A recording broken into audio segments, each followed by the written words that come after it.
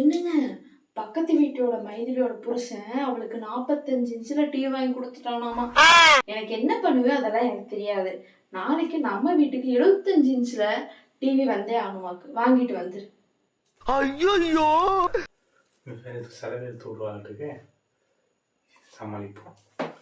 அது என்ன சமாச்சாரம்னா அம்மனி, மைத்திலியோட புருஷன் இருக்கான்ல, மைத்திலியை அந்த அளவுக்கு பார்க்க முடியலையாமா. அதனால எதுக்கு டெய்லி அவன் ஃபேஸையே பார்த்துட்டு இருக்கிறதுனால தான் டிவியை வாங்கி கொடுத்து விட்டான்.